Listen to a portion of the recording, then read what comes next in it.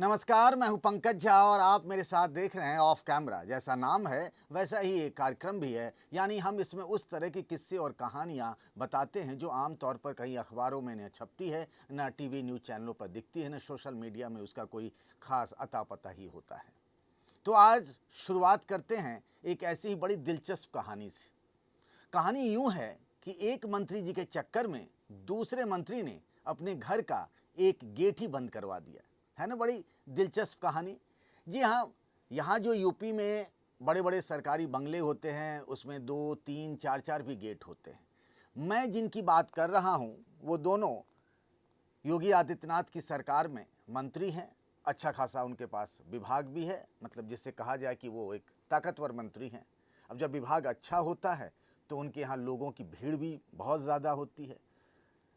राज्य भर के अलग अलग इलाकों से पार्टी के कार्यकर्ता, नेता, विधायक, सांसद सब लोग उनसे मिलने आते हैं। दोनों मंत्री जी का घर जो है वो एक ही कॉलोनी में है, यानी एक ही मोहल्ले में है, लखनऊ में है। कई बार ऐसा भी होता है कि लोग मिलने जाते हैं एक मंत्री से और वहाँ पर इतनी गाड़ियाँ लगी होती हैं उनके घर के चारों तरफ में कि उनको पार्किंग की जगह नहीं मिलती है, तो दूसरे वाले मंत्री जी के घर के आसपास में वो अपनी गाड़ियाँ लगा देते हैं। उसमें होता यह है कि जब दूसरे मंत्री जी को कहीं जाना पड़ा तो उनको जगह ही नहीं मिलती है कि वो वहाँ से अपनी गाड़ी निकाल पाए। 3-3 लाइन में गाड़ियाँ लग जाती हैं और ये बात बहुत दिनों से चला आ रहा है। कभी एक मंत्री दूसरे मंत्री जी को फ़ोन करते हैं कि भाई साहब देखिए ना, वो इतनी सारी गाड़ियाँ जो हैं वो आप ही के यहाँ लोग आए होंगे, तो मुझे निकलने में बड़ी दिक्कत होती, किसी के कह के हटवा देते। फिर कभी पहले वाले दूसरे को कहते हैं, दूसरे वाले पहले को कहते हैं। ये सिलसिला लंबे अरसे से चला आ रहा। एक दिन यूं हुआ कि एक मंत्री जी के घर पर एक कोई कार्यक्रम था। अब कार्यक्रम था, लोग बुलाए गए थे तो लोग आ भी गए बड़ी भारी संख्या में। दूसरे मंत्री जी को उस दिन एक फ्लाइट पकड़ना था, उनको जाना था कहीं पर दर्शन करने के लिए, मतलब भगवान का आशीर्वाद लेने के लिए। मंदिर का नाम बताना उचित नहीं होगा। अब वो निकले। अब निकले तो निकले कैसे भाई? गेट के आगे में दोनों तरफ बाएं दाएं पूरे गाड़ियां ही गाड़ियां लगी हुई थी और हुआ यही कि वो निकल नहीं पाए, उनकी फ्लाइट छूट गई। जो उन्होंने तीर्थ जाने का मन में सोचा था वो विचार वहीं का वहीं रह गया, फ्लाइट उनकी छूट गई। मन महसूस कर रह गए क्योंकि वो अपने घर से सरकारी बंगले से बाहर ही नहीं निकल पाए। फिर उन्होंने अपने बगल वाले मंत्री जी को फ़ोन किया कि भाई साहब ये तो हमेशा होता रहा। उन्होंने भी कहा कि आपके कारण मेरे भी कई बार देरी होती। तो उन्होंने पूरी कहानी बताई कि कैसे मेरी आज फ्लाइट छूट गई, मुझे कहाँ जाना था। मंत्री जी ने फिर एक विचार किया और जो 2 गेट थे अगल बगल के, उनमें से एक गेट को उन्होंने बंद कर दिया क्योंकि उनकी जो फ्लाइट छूटी थी तो उन्होंने दूसरी तरफ एक गेट खोल दिया, सड़क के दूसरी तरफ, और वो गेट उन्होंने बंद कर दिया मंत्री जी के निवेदन करने पर। अब होता ये है कि इनसे जो मिलने वाले लोग आते हैं दूसरे मंत्री से, वो दूसरी साइड में भी गाड़ी लगा लेते हैं और अब दोनों मंत्री जी का कामकाज ठीक ठाक चल रहा है। अब अगर आप सोच रहे होंगे कि आखिर दोनों मंत्री कौन हैं, तो आप सोचिए। आप इसका जवाब अगर आपको पता है तो बताइए। अगर आप सही सही बता पाते हैं अपने, जब आप ये देखेंगे कार्यक्रम तो उसके नीचे अगर आप सही सही बता देते हैं तो अपना नाम और मोबाइल नंबर लिख छोड़िएगा। मैं आपसे ज़रूर संपर्क करूंगा क्योंकि आप निकलेंगे लाल बुझक्कर।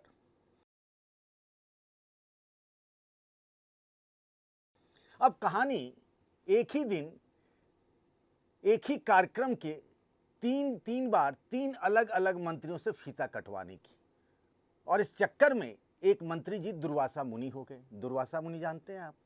हम लोग कहते हैं ना कि अरे भाई ये तो दुर्वासा हो गए, मतलब बहुत गुस्से में है। मंत्री जी को इतना गुस्सा आया कि जिन्होंने बुलवाया था उनको उस कार्यक्रम में, उनका फ़ोन उन्होंने ब्लॉक कर दिया, उनकी बातचीत बंद हो गई है, उनकी अब उनके घर में एंट्री पर बैन लग गया है। कहानी ज़रा विस्तार से सुनिए। एक सज्जन हैं, लखनऊ से लेकर नोएडा तक लोग उनको जानते हैं। आप पूछेंगे कैसे जानते हैं? भाई साहब करीब 1.5 दर्जन ऐसे मंत्री होंगे जिनके घर में जब चाहें वहाँ चले जाएं। कई सांसद उनके दोस्त हैं, कई विधायक उनके भाई हैं, मतलब उनका बढ़िया भौकाल टाइट है। फोटो में वो कम दिखते हैं। अब दिमाग लगाने लगे ना कि कौन हो सकता है। देखिए वो फोटो में बहुत कम दिखते हैं। एक बड़े शहर में उन्होंने एक कार्यक्रम करवाया, बड़े कारोबारी का, वो जो बड़े कारोबारी हैं उनका कई विभागों में, सरकारी विभागों में काम चलता है। तो लोग क्या करता है कि जब कार्यक्रम करता है ना, तो संबंध और अच्छा बनाने के लिए कई सारे मंत्रियों को बुला लेते हैं। लेकिन अगर आपने उन मंत्रियों को बुलाया और उनमें मंत्रियों में आपस में नहीं बनती है, यानी खिटपिट है, तो फिर क्या होता है, मामला गड़बड़ हो जाता है। इस बात को वो जानते थे। वो सज्जन जिनके कई सारे मंत्री, विधायक, नेता, वो भी एक ही पार्टी के नहीं, अलग अलग पार्टियों में भी उनके बड़े अच्छे सोर्सेज हैं, बड़ी पहुंच है उनकी। कई बड़े बड़े काम वो चुटकी बजा के कर देते हैं, जिसे असंभव माना जाता है उसको वो चुटकी बजा के संभव कर देते हैं। तो उन्होंने एक तरीका ढूंढ निकाला अपने कारोबारी बिजनेसमैन दोस्त के लिए।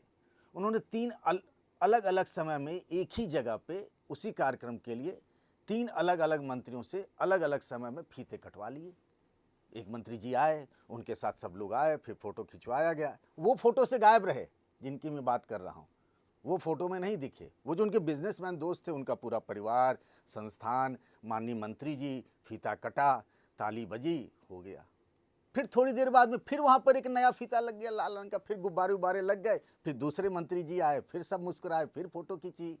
फिर थोड़ी देर बाद में तीसरे मंत्री जी। अच्छा देखिए क्या गजब का कॉम्बिनेशन था कि पहले वाले को नहीं पता, दूसरे वाले को भी नहीं पता कि पहला वाला फीता काट चुका है, दूसरे वाले को भी नहीं पता, तीसरे वाले को दूसरे और पहले वाले का नहीं पता। कुछ दिनों बाद एक मंत्री जी के सोशल मीडिया टीम से किसी ने उनको ये फोटो दिखाई कि देखिए आप जहाँ गए थे मंत्री जी, वहीं पर तो ये वाले मंत्री जी भी गए थे जिनसे उनका 36 का नाता रिश्ता है। तीसरे वाले का भी दिखाया कि अरे वही ये भी गए थे। अरे मंत्री जी हैरान, अरे तो मेरे ही साथ गेम कर दिया। मंत्री जी ने अपने सहयोगी को कहा, जिन्होंने फोटो दिखाया था, अपने सचिव को बुलाया, कहा फ़ोन लगाओ उसको। फ़ोन लगाया गया, कहा कि आज के बाद से कभी जीवन में फ़ोन मत करना मुझे। इतना गुस्सा आया। उन्होंने सुनाया तो बहुत कुछ, अब यहाँ हम सुनाने लगे तो बात थोड़ी ख़राब हो जाएगी। खूब दिल खोल कर सुनाया, कहा आगे से फ़ोन मत करना। और वहीं सबके सामने, जो उनके सामने कुछ लोग बैठे थे, उन्होंने क्या किया, कॉल ब्लॉक कर दिया और सबको बुला के कह दिया कि आगे से इस आदमी को घर में मत आने देना। क्योंकि उन मंत्री जी के परिवार में जो भी हैं, उनकी पत्नी, बच्चे, उनके साले, ससुर, माता, पिता, सबसे उन महाशय का बड़ा अच्छा रिश्ता था। अब क्या कहते हैं कि चले थे स्मार्ट बनने और यहाँ गच्चा खा गए। तो ये कहानी ये हो गई। तीसरी कहानी हम बताते हैं, एक फोटो है। उस फोटो में एक माननीय मंत्री जी हैं, 5 नहीं बल्कि 6 आईएएस अफसर हैं। एक उसमें पुरुष आईएएस अधिकारी हैं और 5 महिला आईएएस अधिकारी हैं। ये फोटो अधिकारियों के बीच में खूब वायरल हो रहा है। मुझे भी फोटो देखने को मिला। फोटो पर एक कमेंट भी है, यहाँ ना सही, बाद में कभी चर्चा होगी। मंत्री जी जब भी फोटो देखते हैं ना, तो जैसे कहते नहीं कि किसी को अगर बहुत लाठी पड़ी हो तो जब पछुआ हवा बहती तो उसे बहुत दर्द होता है, कहते हैं पछुआ हवा बहती बहुत दर्द होता है। तो मंत्री जी जब जब फोटो देखते हैं या उस फोटो का जिक्र कोई उनके सामने कर देता है तो बड़ी तकलीफ होती है। क्योंकि है क्या कि वो 5 महिला आईएएस अधिकारी उनके विभाग में हैं। पहले ऐसा नहीं था, तो होता ये था, मंत्री हैं तो भाई पूरे यूपी भर के जो कार्यकर्ता लोग आते हैं उनके पास पैरवी करने के लिए। अब पैरवी भी भांति भांति की होती है, तो कम से कम फ़ोन लगा देते थे उनके सामने स्पीकर पे ही, या कभी ऐसे ही कान में फ़ोन लगा दिया, कह दिया कि भाई साहब क्या है, अच्छा मनोज गुप्ता जी, ये गुप्ता जी आए, हमारे पार्टी के कार्यकर्ता हैं, ये इनका कहना, ज़रा इनको सुन लीजिएगा, जो भी उचित लगेगा। लेकिन अब क्या है कि बड़ी झिझक है उनको। अभी 5-5 महिला आईएएस अधिकारी, उनसे फ़ोन पर कैसे बात करें। पुरुष अधिकारी होते हैं तो कुछ डांट डपट भी हो जाती। अरे सुनिए, मतलब कोई ऐसा भी मामला आया, कोई कार्यकर्ता बड़ा उग्र है कि देखिए बड़ा अन्याय हो रहा है, घनघोर हो रहा है, और अपनी ही सरकार में हमारी नहीं सुनी जाएगी तो फिर किसकी सुनी जाएगी। उसी हिसाब से मंत्री जी भी डील करते हैं फ़ोन पे उस अधिकारी से। अब महिलाओं से कैसे डील करें, महिला आईएएस अधिकारियों से, बात खराब भी हो सकती है। तो उनकी बड़ी व्यथा कथा है कि उनके ही विभाग में 1, 2 नहीं, 3 नहीं, 4 नहीं, 5 महिला आईएएस अधिकारी डाल दिए गए। अब करें तो बेचारे क्या करें, फ़ोन भी लगाना अब उनके लिए मुश्किल हो रहा है, वो हैं परेशान। सोच पा रहे हैं कौन से हैं वो मंत्री जी? पता चलेगा तो बताइएगा, जैसे मैंने कहा कि नाम और अपना नंबर। अब एक कहानी एक ज़िले के आईपीएस अधिकारी की जो एक ज़िले में तैनात है। मैं उनकी चर्चा इसीलिए कर रहा हूं क्योंकि एक ताकतवर आईपीएस अधिकारी मुख्यमंत्री योगी आदित्यनाथ के पास पहुंचते हैं और उस आईपीएस अधिकारी का और उसके साथ पुलिस फोर्स का कैसे वो लोग काम करते हैं, वो क्या बाइट जानते हैं टीवी में क्या होता है, साउंड बाइट। जब कोई बयान देता है, इंटरव्यू देता है तो उसको हम लोग टीवी वाले बाइट बोलते हैं। जो लोग इस न्यूज़ के बिजनेस में हैं, न्यूज़ मीडिया इंडस्ट्री में, वो ये सबको जानते हैं। तो मुख्यमंत्री के पास ले गए, उन्होंने पूरा वीडियो दिखाया, उनका ढेर सारे वीडियो दिखाए, कई कार्यक्रम के, पुलिस फोर्स गश्त लगा रही है, कहीं लॉ एंड ऑर्डर मेंटेन कर रही है, और खूब उनकी तारीफ की कि मुख्यमंत्री जी इससे पहले उस ज़िले में जो भी गया ना सब सेट हो गया, यही आदमी है जिसने उस ज़िले में क्रांति ला दी है। अब उन ताकतवर आईपीएस अधिकारी के पास जो भी आईपीएस अधिकारी जाता है तो कम से कम 10 में से तो 6 को उस आईपीएस अधिकारी का गुणगान करते ही है, बताते हैं भी। वह क्या कमाल कर दिया इस आईपीएस अधिकारी ने, क्या था वहाँ सिस्टम और क्या कर दिया इन्होंने। मतलब उनका बस चले ना तो अपनी पूरी आत्मा उनको डाल दे। अब उस आईपीएस अधिकारी से योगी जी के इस बहुत करीबी आईपीएस अधिकारी के क्या रिश्ते हैं, इसको लेकर किसी को कुछ समझ में नहीं आ रहा। जितने मुंह उतनी ही बातें। लोगों को समझ में नहीं आ रहा कि आखिर इसके इतने फैन क्यों हो गए हैं, हर चीज में उसका जिक्र क्यों होता है, ये किसी की समझ में ही नहीं आ रहा है। अब चलते चलते एक खुफिया जानकारी भी, बात ही कुछ ऐसी है, बड़ी हैरान करने वाली है। पर एक पुरानी कहावत है, राजनीति में ना कोई स्थायी दोस्त होता है, ना कोई स्थायी दुश्मन होता है।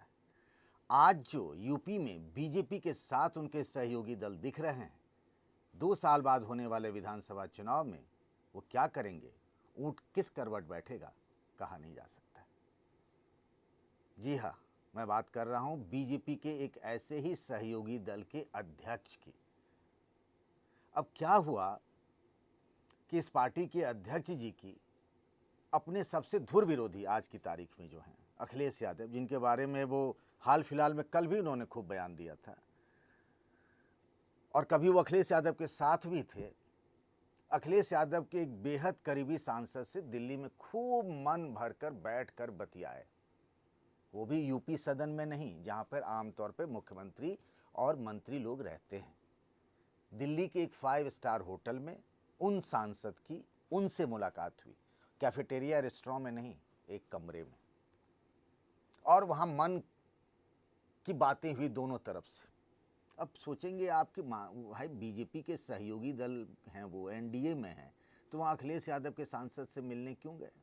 हो सकता है राजनीति में सामान्य शिष्टाचार हो तो सामने मिलते किसी कार्यक्रम में जैसे मिलते हैं, लेकिन ये 5 स्टार होटल के बंद कमरे में बातें और मुलाकातें क्यों? और दोनों को ये भी पता है कि होटल में सीसीटीवी कैमरे लगते हैं, बात बढ़ेगी तो सीसीटीवी कैमरे से फुटेज भी आ जाएगा, पता भी चल जाएगा कि वो भाई साहब कौन थे। इतना तो उन्हें भी पता है। उनके पास जो विभाग मिला हुआ है, मैं जो बीजेपी के सहयोगी दल के अध्यक्ष की बात कर रहा हूं, वो अपने विभाग से बड़े खुश भी नहीं हैं। वो जो चाहते हैं कि यूपी में सत्ता में उनको जिस तरीके की हिस्सेदारी मिले, उनको लगता है उनके साथ उतना न्याय नहीं हुआ, अन्याय हुआ है। और वो ये भी देख रहे हैं कि यूपी में आने वाले समय में क्या माहौल है।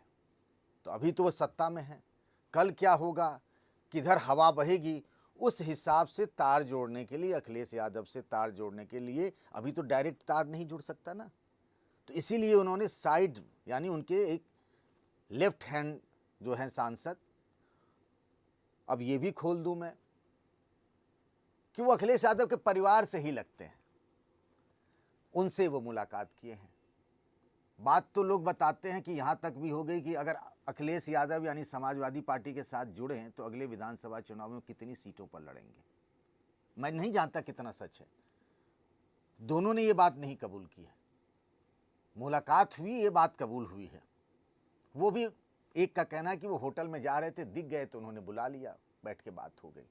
अरे राजनीति में सब कुछ ऐसे ही यूं ही संयोग नहीं होता है। राजनीति में संयोग ना कई बार प्रयोग होता है, तो वो अभी से हवा देख रहे हैं कि कल को क्या होगा। आपको समझ में आ रहा है कौन हो सकते हैं वो? अगर आपको पता चले, जानकारी मिली हो तो बताइएगा ज़रूर। तो आज के लिए ऑफ कैमरा में बस इतना ही। आपको हमारे कार्यक्रम कैसा लगता है, आपकी राय का बड़ा इंतज़ार रहेगा, क्योंकि आपकी सुझाव से ही हम आगे बढ़ सकते हैं। तब तक अपना ख्याल रखिएगा।